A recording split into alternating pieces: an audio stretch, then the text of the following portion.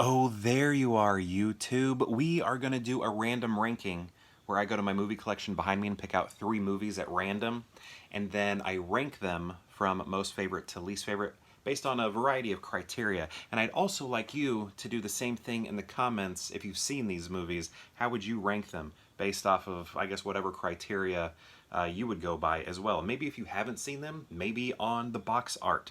I think that's a fun thing to do as well, judging a film by its cover. So let's get to picking out some movies from my collection right here. I must not pick from this section very much because that section is very tight. All right, let's grab something from here. All right, and then how about down low on this end? If I can reach, nope. Okay, there we go. All right, so we got to see if I have seen these movies. What do we have? Spider-Man 2, yes, I've seen it. Austin Powers, The Spy Who Shagged Me. This is the first film of the Austin Powers trilogy. And then Paul, a movie about an alien here on Earth, and basically discovered by the two of them. And let's get into it now, I guess. So what I love about this movie is Paul over here is like an alien that's been here, like on, it's been a while, but I think he's like been on in Area 51 or something. And he has sort of been responsible for like a slow drip, I think is the word he uses, of alien imagery, so that when aliens do come to Earth, we're sort of ready for it a little bit. And I don't know, I thought that was kind of a fun idea, the whole idea of slow dripping alien imagery to humans so that we will be ready when they're here.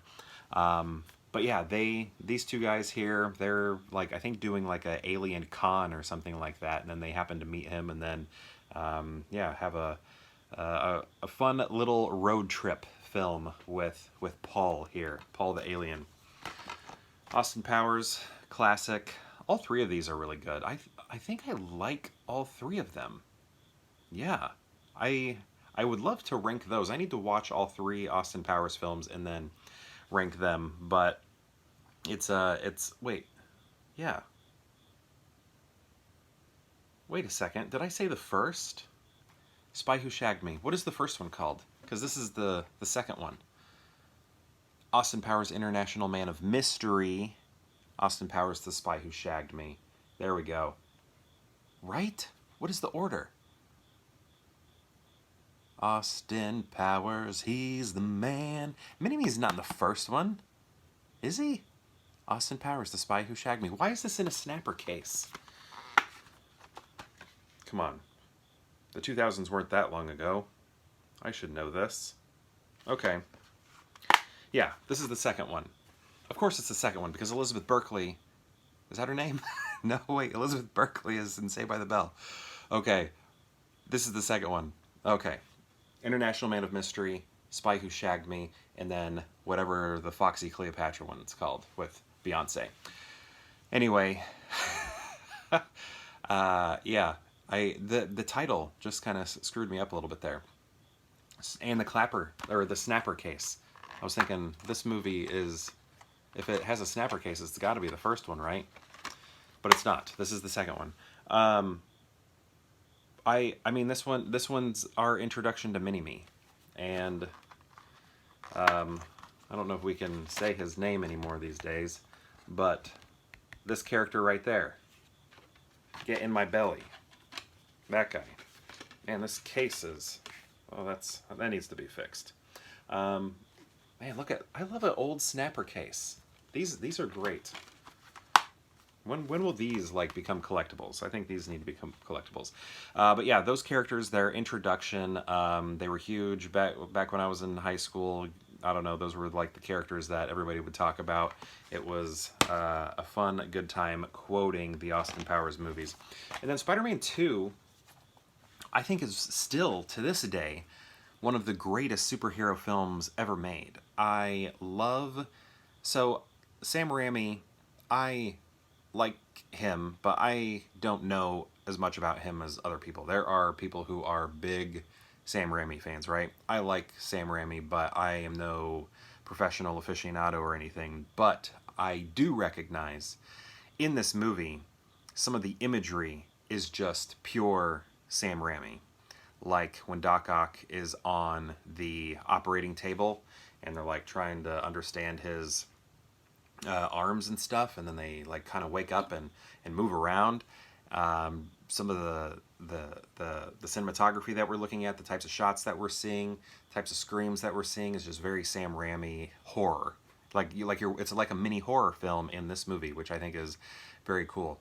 But I love the love, the heart, the swinging through the city. Like, I worked at a movie theater when this came out, and I just remember, because I watched this movie so many times in the theater because I had access to it, and I would just get jealous and envious of Spider-Man swinging through the cities. It just looked like so much fun, and I just would have a weird pain in my body, like, why can't I do that?